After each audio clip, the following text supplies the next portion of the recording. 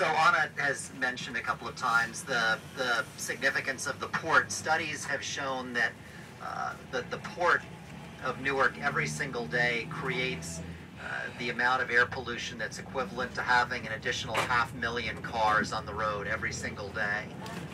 Another way and that was 7 or 8 years ago when that study was done. Another way to think about it is we'll talk on a number of occasions about particulate matter air pollution, or PM air pollution as people refer to it, which is the very fine black soot that's part of the emissions that come from burning fossil fuel, but in particular diesel engines. The Port Authority is responsible for the emission of approximately 1 ton of that soot every single day. So if you think about that getting pumped into the air that people breathe, and where does a certain amount of that air go along with everything that's in it into people's lungs. So while it's not something that people think of as being visible, it causes enormous health threats that we were talking about before. One of the problems, or one of the environmental health issues facing communities right around the port is, as I mentioned earlier, there are about 7,000 truck trips every day coming in and out of the port. And currently, the way that trucking system works is that the trucks are, for the most part, owned and operated by very small independent owner-operators. And a Rutgers University study a couple of years ago determined that the average port driver was making an annual wage of about $28,000 a year. For those of you in the greater New York area, you know that it's simply not possible to live on that amount of money in this area. And the trap for the drivers as well as for the community is that the drivers are responsible under the current system for the maintenance and upkeep of their own trucks. So on $28,000, that's simply not going to happen. Major retailers like Walmart and Target and other companies like that like the current system because it gives them very cheap transport. And they don't like the idea of they or the shipping companies having to assume the costs related to newer or cleaner trucks. Cleaner trucks, the newer diesel trucks are much, much cleaner than the older trucks. So new equipment would be a solution, but it's costly. And as Had was saying at breakfast, you know, that part of the question is how do you get people to pay these costs, and it's not easy.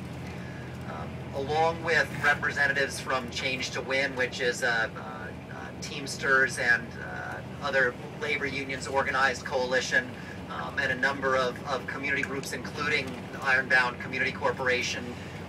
We've been involved in efforts over the last several years to try to find ways to push the Port Authority to set up a model at the port whereby the drivers would be treated not as independent contractors, but rather as employees, and that the companies, the capitalized shipping companies, and by extension the retailers, would be responsible then for the maintenance and upkeep of cleaner trucks. It's been a very tough fight because, as you can imagine, apart from the coalition of groups that I mentioned a couple of minutes ago, the major powers that be have very little interest in that kind of change happening. But what that kind of change could do would be to create a combination of better jobs, better working conditions for the drivers, who, as I said, make far below a living wage, while also creating much cleaner air in the community. The mayor of Los Angeles had implemented a plan in the Port of Los Angeles a couple of years ago whereby he essentially set up that kind of system. The courts have struck down the constitutionality of that. And so we're sort of regrouping now and trying to figure out what's the strategy that we should be following to try to approach this. And it really is an example of a place where environmental and social justice issues overlap. One of the things that's been determined recently, for example, is that the drivers suffer routinely from wage theft. The shipping companies don't pay them what they owe them. They withhold all kinds of different fees, and oftentimes these drivers, they're fairly poor.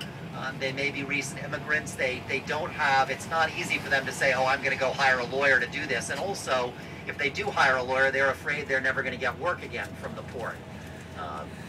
But there is one lawsuit with against one particular trucking company that is underway that we hope can make something of a difference.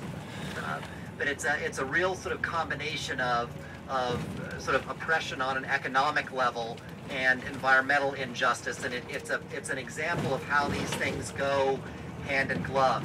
And you see these major political power bases, such as the Port Authority, lined up with the large retailers, the large sort of well-capitalized industrial players, and it's very, very difficult to get the changes made.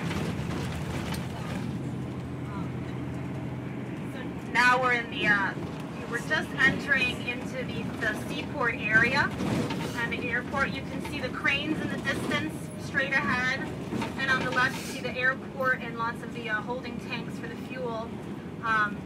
And the thing about the port economy that we talk about a lot in Newark is the irony of having the third largest seaport in the country in our own backyard, servicing one of the largest consumer markets in the world, bringing in goods from all over the world, and sitting in the middle of one of the most poor, most chronically poor and unemployed communities in the country. Our residents on average make $16,000 a year. The poverty rates are, astronomical, and the rates of chronic poverty have, from the most part, remained unchanged since the rebellions of the 1960s.